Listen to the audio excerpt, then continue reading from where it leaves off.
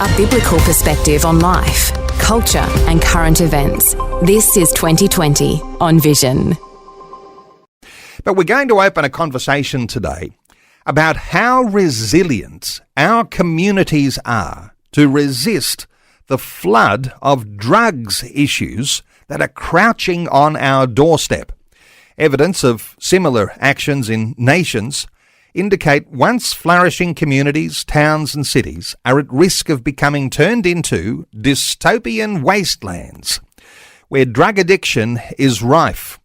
And of course there are recent changes in Australian laws, various states and territories. There's a recent decriminalisation of drugs in the ACT and in Queensland. That's where police now only issue a warning on the first occasion and offer a place in a diversionary program run by healthcare workers on the second and third occasions. And it's only if you were found on a fourth time would police actually issue a court notice. So there are other developments too in South Australia and in the Northern Territory, where someone caught with small amounts of cannabis can be still fined ahead of being charged. So what's driving the liberalisation of Australian drug laws, where drugs like cannabis and heroin, cocaine and speed are decriminalised?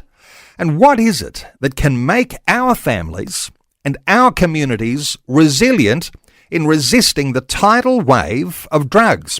Well, we're back with drug educator Shane Varcoe today. He's CEO at Dalgarno Institute, one of the 400-plus member organisations of the World Federation Against Drugs. Dalgarno is a health education charity. Shane, always a pleasure. Welcome back to 2020.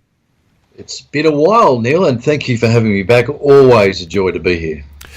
Shane, let's start with perhaps, any insight you have, a bit of an update, maybe around states and territories. I mentioned decriminalisation laws in the ACT and in Queensland. What's the latest from your perspective on different states and territories around Australia? Well, you've hit probably the big issues there, Neil, in your introduction, so that's fine. New South Wales is now looking at this as well, and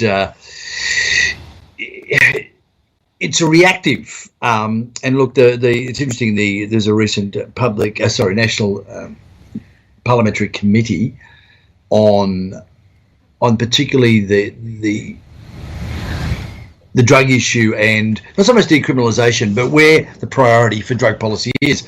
And it was about law enforcement involvement. And one of the outcomes from that, and I won't drill down too deeply into that, but one of the outcomes from that particular inquiry, federal parliamentary inquiry, was that the enforcement group noticed that demand reduction, though it had a high priority on paper, was not at all being serviced in the public square. And so therefore the harm reduction dynamic, which is all about, in the end of the day, about damage management, and it should be much more than that, which we can go into later on, but it is basically a damage management tool. And the idea is that, okay, well, we just keep trying to manage the damage as we move forward, and hopefully people will eventually exit drug use and we won't have too much drama. And so what the law enforcement people did, I understand the predicament they're in, because and courts are sort of getting backed up with some of these charges. So the idea is to take that weight off the court, and hopefully that'll change things. But what we do find in this is that without demand reduction, without public square priority of reducing demand, which includes building resiliency back into the community, understanding what is good and what is appropriate, what is effective and what isn't. I think that's really what's been erased from the marketplace, is that certain things are not good. So again, and of course, once you've got illicit substances, addictive substances, let's be clear on this, given free rein in the marketplace, Neil, what happens is, of course, the more you use, the greater the potential, and not everyone who uses a drug for the first time becomes addicted. I'm not suggesting that. But we know that the more use and the more engagement, and drugs are idiosyncratic, the risk and the opportunity for addiction, for dependency into addiction, grows with every use. And of course, that becomes its own driver and self-fulfilling prophecy. So, of course, use increases and liberalisation follows. So kind of that's a really rough thumbnail of what's going on at the moment. Let's just stay with what's going on, because there might be some listeners who'd like to contribute to our conversation. Let us know what you're seeing in your own community around drug use.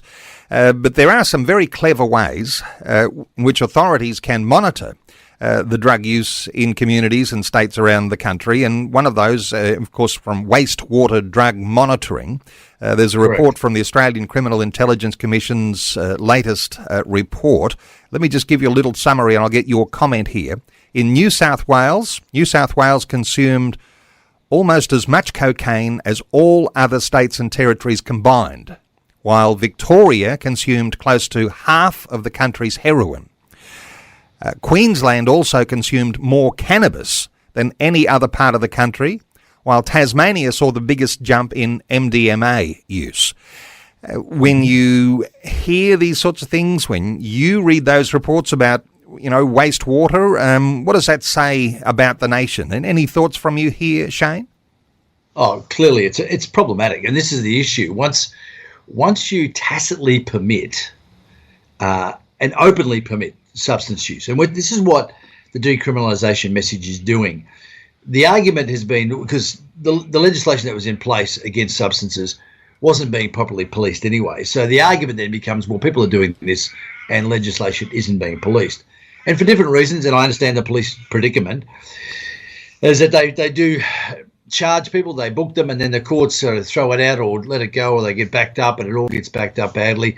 So this kind of ongoing problem, and what you do is you flood the judicial system, and you flood the legal system with this kind of process, and then it becomes overwhelming. So pragmatism says, we need to change the narrative. Well, not change the narrative, change the process here. So let's try decriminalising it. So what we do is take it one step back. We're not saying drugs are okay to use, but what's happening is those who are using drugs are now saying, well, it wasn't enforced in the first place. Now they've actually shifted legislation to a decriminalisation model, which in essence is a catch and release model. And the idea of diversion is important, and we agree with that. The principle of decriminalisation for diversion purposes is vital, and that's what we've argued for drug courts. You don't have to change the laws to actually implement really effective change. But by doing the decriminalisation model, it is a precursor to legalisation, which we're seeing promoted in the ACT. This is the next driver. So what we're seeing now is, of course, more and more people buying into the idea, well, this is not really heavily policed. If I get done with this in an instance that I may be done, I'm going to get a fine. I'll pay that. And then the next time I'll be careful. And the chances of being caught, up to 4 times within a short period of time, and you're talking a 12-month period of constant drug use, you're creating a really serious health and community problem. And of course, with addiction, it's a self-fulfilling prophecy. So when we're talking about what's driving liberalisation, just identifying here, you're saying, well, the problem with drugs got so big, the police couldn't contain it. And so let's try a different method, a different process, and decriminalise and try and move people into diversionary programs. That is not the solution to what's happening in my family, in my neighbours, in my street, in my church community, in my local community. That's now really at more risk than ever of getting out of control. Is that a reasonable way of looking at that? Look, I think distilled down to, its raw elements, probably that's correct. But it's a little bit more nuanced than that. And obviously, without going into some of the greater details, it's not just some sort of carte blanche, we're giving up here, go have decriminalisation. It is a measured process. And because, again, the difficulty with all this is political will, Neil. And one of the things about the drug policy in Australia, the National Drug Strategy, as we've discussed previously, there are 3 genres of drug substances in that National Drug Strategy. We have tobacco, we have alcohol, and we have illicit substances, which is the gamut, everything you talked about, from cocaine through to MDMA. One of the difficulties here is we have cognitive dissonance in this arena. For example, in the public square when it comes to tobacco, there's only one voice, one message, and one focus, and that is quit. Right? We know there's a journey to cessation. We know there are hiccups on the way to cessation, but that is the only goal. And there is no dissenting voice, no dissenting narrative in the public square with health, education, government, or welfare. It is one voice with tobacco. This is a bad product. We want you to stop. We're going to empower you to stop. We're going to enable you to stop. We're going to put legislation in to try and slow supply, slow demand. That's been done, and that's worked. Quite remarkably on a global level. We are one of the world leaders, arguably the world leader in tobacco use reduction. But when it comes to illicit drugs, we've gone the completely opposite direction. We've gone, and these psychotropic toxins have a far greater capacity to do social harm than tobacco does. Now, tobacco does harm for the health, clearly, and passive smoking can be harmful for those around you. But it's not a psychotropic toxin in the sense that it can lead you into behavioural issues that cause incredible harm, not least driving under the influence. I mean, when was the last time a cigarette caused a car accident that killed 3 people? Or when was the last time a cigarette caused a man to beat his wife to death with his fists? Well, that happens all too often with alcohol and with other drugs. Now, this is the concern we have. So why is that same principle, that quit principle, not in the marketplace? But we've got all these dissenting voices that are given traction, including drug user groups who now got huge influence in drug policy creation and drug policy deployment, which is quite concerning. So that's creating another narrative that drug use is kind of normal and it's okay and we can do it, so we can manage it. And why should we be penalised for doing something we like and we're okay? So again, all these narratives are starting to influence the public square manifestation. And you're right, Neil, people who struggle, my family included, with the outcomes of substance use is incredibly painful. Visions 2020 with Neil Johnson, a biblical perspective on life, culture and current events. Our talkback line is open on 1800 316 316, 1800 316 316. Our special guest this hour is drug educator Shane Varcoe. He's CEO at Dalgarno Institute, part of a huge membership of organisations, part of the World Federation Against Drugs.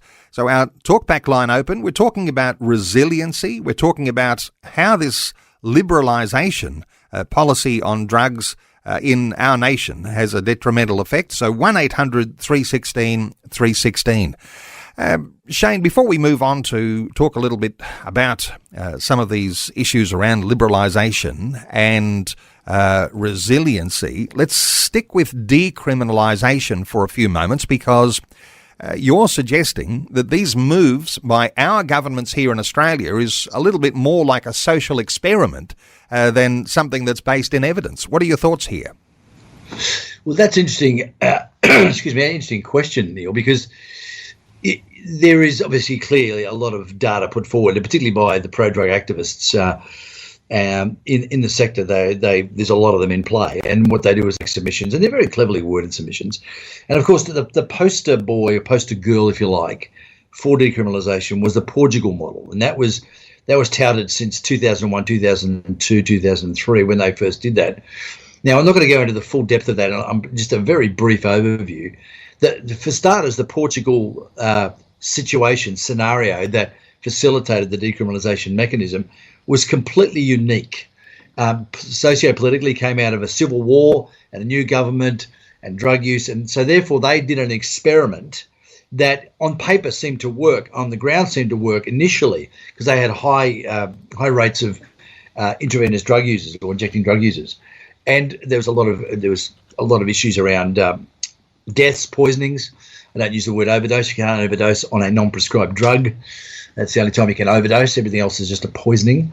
So, but the issue was, this was the poster boy, poster girl, and we actually did a dissection of the policy review of this experiment in Portugal, because everyone was banging the drum about this, and people were sending over entourages of politicians to look at it, and they were given the $20 tour by the pro decriminalisation crowd. But the evidence itself, and when it's dissected and it's taken out of the hands or away from the lens of the pro-drug activists, it's actually quite disturbing, because the misrepresentation of data was staggering. And we did a number of debriefs, and there's not just us, but there was 2 other agencies globally that did a debrief on the Portugal experiment. And it, not only in the early days was it problematic, it became more so. And in fact, when it was at its height of being glamorized, now its reversal has seen the results have seen major changes, and the addiction rates are going up, the problems are going up, drug use is going up, trafficking is going up, and the data is there. We got it on our website, and it's really quite concerning to note that sort of died down. So then you've got in the US, you had states like Washington, and you had states like Oregon, and of course cities like San Francisco, Portland, of course, Washington DC decriminalised. And the issues that arose from those were quite concerning. And interestingly enough, Oregon, one of the first states in the US to actually go full tilt on this, is actually just reversed it. after nearly 4 years or 3 years of this chaos, they've gone, this is insane. Our cities are literally a dystopian wasteland. We are not seeing a reversal. We're not seeing a of drug use. We're seeing an increase of all these things. It was supposed to try and alleviate. It's actually made. So these experiments, now they're going to argue, well, Australia won't go that way. Well, why? Because we're dealing with an addictive substance that has been given a tacit permission to be used. So, I mean, these are some of the, look, I can't go into all the details right here on the radio, clearly, because there's so much data here, but we do encourage people to look at this and look at critically at the evidence around these failed experiments. So the end result is chaos. And as you mentioned, all of those cities, and listeners can certainly go onto a YouTube clip and you can find all sorts of evidence yourself about what's happening in those cities that you mentioned. But let me ask you about the misrepresentation of data, because this is not something that's just happening in an academic setting or with a committee sitting around a table. This is what our media, our mainstream media, are feeding us with. And oftentimes it's this misrepresentation of data that's shaping community attitudes. What are your thoughts here about how you might address that sort of thing? Yeah, that's a tricky one, Neil, because what happens is, again, I understand the media. They look to the experts, they look to the purported academics who are presenting data, and they take it face value. Of course, we've all got confirmation bias. Everyone lives with a confirmation bias button. We like to hear what affirms our position. We're drawn to data that affirms what we believe, think, and want to see happen. So I get all that. And that aside, a critical deep dive into the data is really important. And one of the difficulties that these clever actors do is that they take not untrue data, but data, and they spin it in a certain way. And they also omit, and the argument of we've been accused of cherry picking data, which is ironic because we challenge the cherry picking of those who are presenting the data, and they tell us we're cherry picking. And of course, you can make anything spin any way you want, but when you critically look at not just the data itself, but how it was collected, but more importantly, the frameworks and other juxtaposing scenarios that actually represent a different outcome. And when you put them together and you look at it, it's what we did with the Portugal model. And we saw that some of the groups, in fact, nearly all the groups that were doing the data were pro-drug groups or pro-decriminalisation groups. They want to normalise drug use. So they were, of course, spinning the data to their end. And one of the concerns that we have is that media have got to be a little bit more critical. And then I wonder about the motivation behind this. Is it simply time, obviously time poor? Is it, okay, the pace of everything is fast. We just grab what we're given. We trust the source that's been presented to us and we deploy. I understand that. But I think the media needs to be a little bit more reticent about saying, well, is there another side to this argument? Is there another piece of evidence that we need to look at to consider? Now, that would be refreshing. But in a cancel culture, adversarial, soundbite grabbing, aggression creating, opinion polarizing kind of media space, which is so often the case, it makes for great news to have the adversarial stuff and the alarmist stuff happening. But what we really encourage media to do is actually look at the other side of the debate and draw data and research from that side and then make a more informed and balanced position. It's like it's more sensational to get a pro-drugs message than it is for someone to say, wait a minute, what you're doing here is dangerous. And it's got that sort of, wowzer, old fuddy-duddy, what do you know about modern young people and their ability to be able to have a good time and do their own thing. Hey, let's talk resiliency because... Progressive, they call that, don't they? Progressive. Yes, that's absolutely right. One of the greatest misnomer of the 21st century, my friend. That's right. Anyway. It's not progressive, it's regressive. Hey, resiliency. Let me just use a little bit of an analogy that you use in one of your websites. Resiliency is like a bungee rope. It won't stop you from falling, but it will stop you from going splat. Talk to us about resilience here, because either individually or within our own family, as you say, so many of us will have people in our own families who are battling with drug issues, and we want to be able to build resiliency. What is it we need to know about how to get resilient? Oh, that's a huge question. And look, thanks for bringing it to the table, because it is a big issue. And irresiliency, which is an emerging word, actually, that people say, well, it's not, it's actually now a legitimate word, is a growing problem in a Western culture particularly. Now, it's interesting that the bungee rope idea is life dishes up all sorts of issues and problems. And we do stumble and we do fall. But as you know, with bungee ropes, is that they've got a lot of elasticity in them. They've got the capacity to bounce back. They don't prevent the fall, but they do prevent the catastrophic deceleration trauma at the end. And so what we try to do is help people develop those strands of that bungee rope. Now, there are a number of strands in there, and we won't do all of them today because you can go to the World Resiliency Day website and you can look at that. And actually, you can we encourage the listeners to do a quick resiliency inventory with a little questionnaire. It's not a huge in-depth one. It's a quick one, but it gives them a bit of an idea of where perhaps the resiliency deficits they may have. But bottom line is, a lot of drug use is now geared to not just the hedonism and like fun, having a party, because all of a sudden fun or feeling good, feeling excited, stimulated, whatever that, now has become a single biggest pursuit in the Western culture. And with other cultures now. So trauma-informed drug use is not the biggest driver, which it never has been. And don't get me wrong, there is trauma-informed drug use, I get it. People go to substances to dull pain, to deal with, unadvisedly deal with trauma, to deal with pain, anguish, distress, depression. Alcohol, it's been the great antidepressant for millennia, and sadly that's an issue as well. And depression is real things, and anxiety are real things. But what we're seeing in our culture, Neil, is an explosion of these now labelled.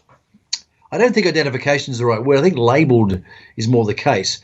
And what happens when we're disconnected and we're struggling with life and its difficulties, and of course the changing landscape and the insecurities that our culture now presents to us create their own level of anxiety, because insecurity, it creates fear.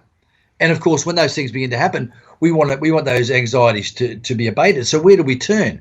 Now, of course, historically, resiliency had a lot of other factors going for it. Now we turn to medications, or we don't want to necessarily admit to being anxious or depressed, so we self-medicate.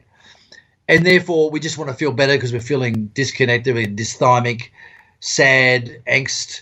Sometimes we can't identify it, and that's what they now call general anxiety disorder, GAD. I feel anxious, but I'm not really sure why. So again, all these things are drivers, but beneath that, Neil, and a lot of your listeners will be aware of that, there's a lack of understanding of what actually life looks like and what it means to have a firm foundation on which to build your psyche.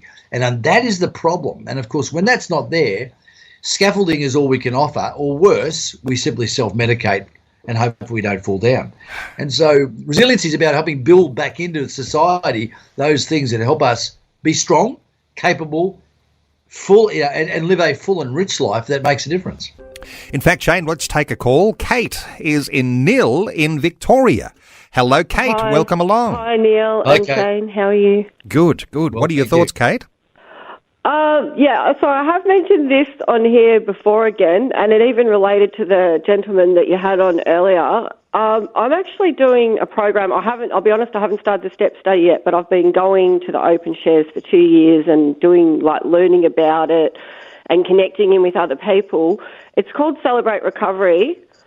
And it's like a Christian version of Alcoholics Anonymous, but it's for all issues. It's like hurts, habits, hang-ups. You don't have to be a drug addict or anything. But I did have, I'm a mum and a grandmother. I'm 54 years old. I had drug problems when I was younger. I had alcohol problems. Now, I had already dealt with those before I started doing Celebrate Recovery.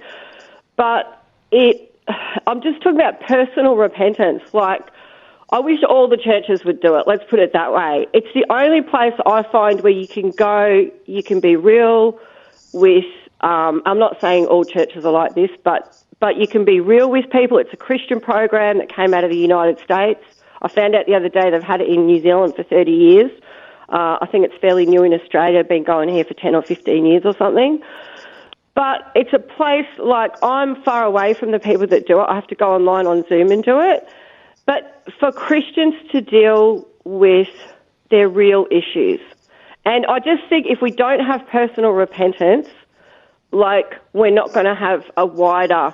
I'm not saying we don't need the political side and all that as well, you know, like people writing to their members and, you know, fighting some of the laws that are coming in.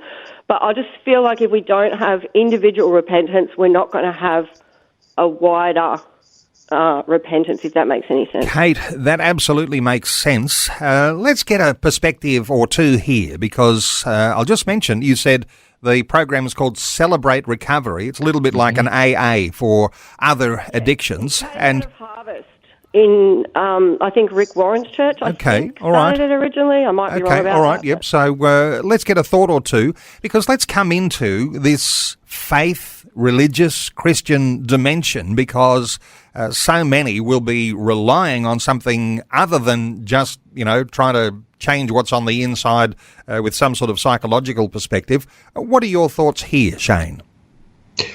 Well, I'm aware of Celebrate Recovery. There's also, I'm involved with some of the people in the European sector. I'm not sure it started in the States or in Europe, but yeah, I do know of the work, and yeah, it does look at the recovery from a lot of issues. And I think one of the intimations there from our listener is that, you know, we have to take responsibility for our actions, own up to that, and obviously make a decision, which is, you know, in the Christian framework, it's called repentance. And I think that's actually a universal principle, the idea of turning away from your behaviour. What concern for us, of course, is that in the public space, when it comes to substance use, it's not seen as a problem. It's not seen as an issue. And so I don't need to say sorry or put down an issue that I don't think is a problem. And once I'm addicted to it, then it's not an issue because I'm not responsible for the now called disease I have. So again, the problematic issue here is, and not in any way disagreeing with your listener there, Neil, is that people have to come to a realization that this is bad practice. Now, unless we're educated, everything under education, every behaviour is learned. Well, by commission or omission, it's a learned behaviour. So if people are not informed about what is a bad practice or a good practice, then their decision-making starts to step into arenas, and after a while it becomes part of their psyche, then this is no longer a bad practice. Anyone who challenges my practice is actually being negative and accusatory, and I don't want to know. So our problem is we just want to try and snip this in the bud before it starts. And part of the journey is actually calling out substance use as bad practice. Interestingly enough, matter of data, I presented at a webinar earlier this year for the Southeast Asia region on this new Oviedo declaration coming out of Spain, international one, on prevention. Very powerful, and the Oviedo declaration, very, very powerful. It's on our websites. And we agree with it, signed one of the signatories, international signatories of it. But one of the things that came out of that webinar was we shared that in the US there's a big study of 128,000, and the reason I'm saying this is very important, 128,000 young people. Now, this university in Illinois said that there's a number of protective factors that stop young people from taking drugs. Obviously, one of those is a great, loving, caring family, whether it's single parent, two parent, or blended. It's loving, caring, boundary setting, values oriented, expressing care, support, discipline, structure. Great protective factor. The other ones were good education, peer support, not being in a poverty environment. All those protective factors were good, but the one that was exponentially greater, get this, and your listeners have got to get this, was that kids understood drug use was bad. This is a bad behavior. This is a bad idea. That was almost triple the protective factor the other factors were. So the concern for us is that we've got to now, with the liberalisation model, we've got a normalisation message that is telling young people, that is telling a whole community that drug use is not that bad. It's actually quite normal, and it's part of your journey into adulthood. So this is now a new rite of passage. So this subtle and not so subtle toxic injection into the culture creates a demand of itself. And of course, if the conduct is no longer bad and the conduct is now seen as normal, then of course demand is undermined. Demand is increased. It's not reduced. It's increased. And then people get to the point when all of a sudden it's a pear-shaped, everything goes wrong, they're hurting themselves and hurting others, and only then do they come to the point of going, I need to deal with this. But by then, the ripple effect of harms is huge. We've still got Kate from Nil in Victoria. Kate, as you're hearing this, is this the way does that strike a chord with you? Just understanding bad and good? I just have one. I do agree with what he's saying. I understand, and I do feel like it is kind of. I have to admit, I have times where I feel exasperated at the way the Australian society is going, just in general, if that makes any sense. But yep. I taught my children that drugs were wrong, and even from my own experience, like I went down this path, it was bad. Don't do it. So I was honest with them. They still went down a drug and alcohol path. So I'm not saying he's wrong, but what I just really strongly, this is just my personal conviction, is that if I don't, and I'm not just speaking to myself, I'm speaking to the wider body of Christ, this is just a general thing, that if that my children don't see the power of God in my life, like, I want them to have that ripple effect, if that makes any sense. Like, my children still work and everything else, don't get me wrong, like, they're not out in the street in the gutter, and I'm not making judgments to anyone that is. But we experimented with drugs back then. Maybe it was more hidden, like, we had a whole generation that grew up on Sudafed, which was a really strong amphetamine, which is speed, right? The doctor used to prescribe that to us when we were kids. My kids still make fun of me because of that. They're like, Mum, we can tell you grew up on speed because... the way you talk, you jump around when you talk. But what I'm saying is that if we don't have, if they don't see us getting our lives right with God, I just think it's an uphill battle is all I'm trying to say. Wonderful insights, Kate. And interesting, you can say one thing, but if you aren't modelling that behaviour, then you're going to look very hypocritical. But this dimension of having faith at the centre there, that's going to be the powerful driving factor for your modelling for your family. Anything further to add for Kate here, Shane? Oh, look, Kate, again, from an anthropological perspective, one of the things that, and purely from this perspective, religion, particularly functional religion, practical religion, is a huge. This is before we talked about one of the protective factors. One of the protective factors was what I discussed. I won't repeat that. But the other ones that and are incredibly significant from an anthropological perspective is a practical, values-based, behavioural conduct managing belief systems that actually generate conduct that is beneficial, best practice. So health and well-being, as well as moral codes and behavioural codes, are key issues in that. And spirituality in this context is incredibly powerful. And for the Judeo-Christian value system is the standout in that sector. It's not the only one, of course. And it is the standout in that sector because it gives not just spiritual experience, not just a bigger, as you like, a higher power to engage in. It gives you actually psychosocial frameworks that help you make better decisions and develop your own path and your own walk and be instructive in that process. That is incredibly valuable. And it's interesting, just as a matter of a classic example of this, Vermont, a state in the US, did a study going back about 7 or 8 years ago on cannabis use particularly. And they looked at the factors that contributed to the uptake of cannabis in young people between the age of 14 and 17. And a lot of them, were peer pressure, availability of the drug, a sense of the community that the drug was harmless, all their friends were doing it, all those classic peer pressure, cultural pressure dynamics, it's fun, blah, blah, blah. And of those, I think there's about 9 or 10 factors, what they call risk factors for uptaking of cannabis. There was only one mitigating factor against that in their list that stood out to the researchers, and that was religion, and particularly the Christian religion. So it was interesting to watch that dynamic at work purely in the science space, in the anthropological arena, which looks at all of culture, not just cross-sections like sociology does. It looks at belief systems. It looks at worldview. It looks at religious structures. It looks at values. It looks at morality and all those factors and how they play out and how, as you said, how they are manifest in your life. So your spirituality informs your conduct. the Bible informs your values, your behaviours, and that should be manifest, that should be evident. And of course, people still have to make that decision that they want to take that up or not. That's their call. But we know from a best practice perspective, it's pretty hard pressed to find an equal to that particular principle-based religion. Kate in Nil in Victoria. Kate, thank you so much for having the courage to call in and tell us your story. And I'll mention that organisation once again in case there are listeners who want to connect there as well. Celebrate Recovery.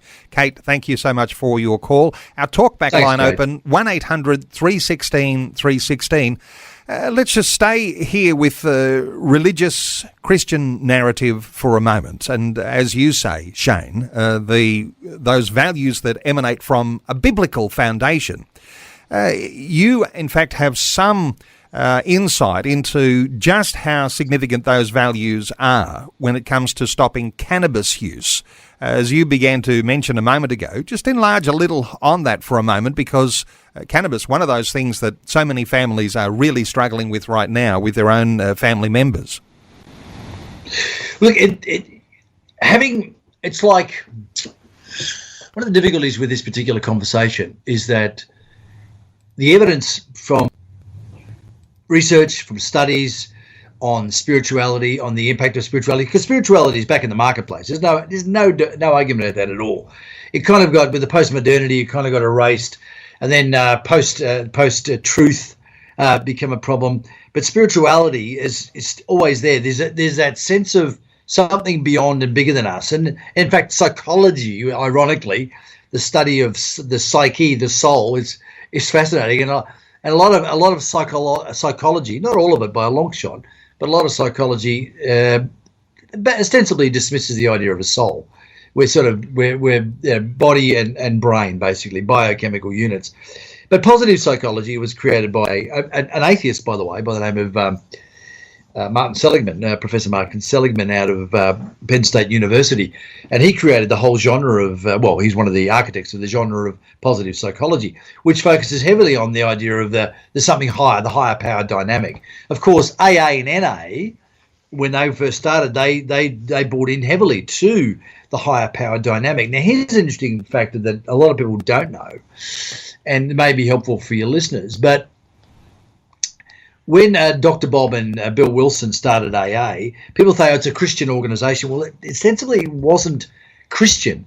One of them had a Christian experience. One of them had a understanding of a spiritual experience and understood there were higher powers that they needed help to exit the substance abuse problem that they had, particularly alcohol, because they tried everything else. Now, what's interesting, and here's something for your listeners that might be useful. Some of your listeners may be aware of the psychotherapist Jung, Dr. Jung, one of the Viennese school of psychotherapists. Others were Freud and Adler and Viktor Frankl, interestingly enough. And Viktor Frankl, by the way, was the only one in that particular school of psychotherapists who said the answers were not within you, they were without you. All the others said the answers were within. And he created logotherapy. He was an Auschwitz survivor. Anyway, I digress. But anyway, Jung was interesting because Jung was, he talked about dreams particularly, and I'm not going to do him justice in this 60-second monologue, but Jung, he's focused on dreams and whatnot. Anyway, what story happened was a particular individual who was struggling with alcoholism, really problematic, went through all the therapies, went through all the different ideas, and went to Jung finally to get help. And Jung did his practices and did his and some of his unique work with this guy. And in the end, and this is a true story, in the end, he looked at this guy after a few sessions and said, I give up. He said, you're hopeless. He said, then he said this, what you need is one of those spiritual encounters. This is what I said to this guy. You need one of those spiritual encounters that help people get off this, because all the stuff that I'm telling you is not working. Now, this is before AA and NA, right? This is before they started. And so this guy started to look at that side of things. And he was one of the guys that informed, I think it was Bill Wilson, in that process. So the idea that there is another dimension that transcends the natural, that actually has significant impact on the way we tick. So it's not just cognitive, and CBT, cognitive behavioural therapy, brilliant. motivational intervention therapy, brilliant. The other one, acceptance, ACT, acceptance and commitment therapy. All these therapies are very, very good. But this one takes you to the next arena. But it is another arena that you have to go to and you have to deliberately seek. And of course, in a psychosocial framework, people go, "Oh, I don't want that. I want the head stuff," and because it isn't as easy to pin down. But this is where the Judeo-Christian worldview and the Bible come in, and they have offer incredible insights into this arena. And we see a lot of these organisations, these particularly 12-step organisations, are Christian-based. A lot of them are trying to walk away from the Christian model particularly and want to try and find other spirituality, which is fine. We're not here to any way denigrate that, because people need what they find is a spiritual higher power to help them exit the substance use. But it's interesting that it's that dimension that is a very powerful protective and restorative tool to bring about change. Okay, to seek a spiritual alternative, to bring that dimension into your own personal issues, perhaps check the local church that might be on the corner near you, and if that one doesn't help, maybe try another one down the street. Hey, let's squeeze in one more call. James is in Kyabram in Victoria. Hey, James, welcome. G'day, Neil, and Speaker. How are you? Good. Yeah, my thoughts were I was just standing in the gap and praying, and God started to remind me. I did a thing with Cole Stringer, rediscovering manhood, and that was very important to understand about responsibility. You look at Joseph, thrown into a pit, betrayed by his family, but he never turned to drugs. He didn't turn to the wrong things. He carried on the responsibility and ended up becoming one of the highest powers in Egypt. And it just, it's not what goes into a man that defiles a man, but what comes out of him. And I think that, the rebellion, which is like witchcraft, that if we rebel and we don't sort of say I've got to buckle under, which is what Cole was teaching about, telling them the rite of passage. The Aboriginal culture do a rite of passage. The Israelis, a rite of passage. That it's not being spoken about enough anymore. And I thank God that I had the opportunity to learn of it and to realise that that's something that I need, that yoke of responsibility to say, I didn't have a father to say, you are now a man, but, I know that that's important for me to say, I am a man. I am a man. I'm not, you're not going to tell a crocodile to be a crocodile, but you sometimes have to tell a man to be a man, bear on that yoke of responsibility, and grow up under that rather than letting other people make decisions. If all the goats are running down the cliff and going to their death, you'd hope one of the goats would say, no, I don't think I need to go down that cliff because they're all dying and I don't want to die. I've got, family responsibilities. But sheep, we need to be able to take on responsibility and say, no, don't go that way. There's a group called the chess rooms in America where they said, think before you move. And it's amazing. That has just thrived. Because they started to say to the kids, before you go and sell drugs, before you take drugs, think about it. Think about the effects of it. Think about what's going to happen to you if you do it. And I won't say any more than that because I'm going on. I know time. James, you're making a great contribution here, and we are running a little short of time. So I'm just going to come back to Shane. A quick response here for James. Absolutely. Rites of passage are a significant problem in the Western culture. And one of the reasons why drug use is put there, it's not only is it a faux gap filler, it is a shortcut, a dangerous, dysfunctional shortcut to a faux experience that leads, as James has rightly said, leads all too often to an unravelling. It may not lead to death. It could, absolutely. And it may not lead to addiction, but it does lead to an unravelling psychosocially and health-wise. But the concern for us is, again, resiliency is built with these factors. I mean, we need rites of passage. And again, what does it mean to be responsible? What does it mean to grow up? And again, adolescence was a Western construct. It sort of emerged after World War II. It was around before that. In fact, in the early 20th century, it was still there. But it became a real big issue. Before that, it was basically you're a child, you went through rites of passage, then you became a woman or a man. Now, women, of course, have very clear indicators about what it is for them to be transitioned into womanhood. Men don't have that. And therefore, what value system, what anthropological framework gives you the capacity to understand what it is to transition from boyhood to manhood, and what does it mean to be a contributor and a productive part of society that actually enjoys fulfillment and enrichment and real life, not just mimics of it or shortcuts to a buzz that takes away from life. So very important contribution. Thank you. Thank you so much, James in Kyabram in Victoria. Hey, time has run out. I did mention a little earlier, World Resiliency Day is coming up on the 26th of June. Dalgarno Institute, what's your connection there, Shane? Yeah, look, we're heavily involved. One of the key architects behind it, and it's a trademark world event. And what we did is created it in conjunction with World Drug Day. And this year, World Drug Day with the United Nations, they've actually taken a huge step. They've talked about the evidence is in, prevention is the priority. And so they're now starting to realise that prevention, not harm reduction, is the priority. Demand reduction is a key. Prevention is the best practice. Other practices are necessary, but they are not going to lead us out of dysfunction. They're only going to lead us further into it if we don't have prevention and demand reduction first and foremost, which includes resiliency, which includes all the components that make a resilient person drug-free. Well, that website, if you're looking for a resource, either for yourself or to point someone to, worldresiliencyday.org. And another couple of websites too. Often I'll give the dalgarnoinstitute.org.au website, and then we always go to check out the nobrainer.org.au website. Newsletters coming out frequently from nobrainer.org.au, and it's got a sort of a youth orientation to it, so it might be something you can point family members to, nobrainer.org.au. Shane Varcoe is CEO at Dalgarno Institute. Shane, thanks so much for another great update today on 2020. Pleasure as always, Neil. Thanks for having me. Thanks for taking time to listen to this audio on demand from Vision Christian Media. To find out more about us, go to vision.org.au.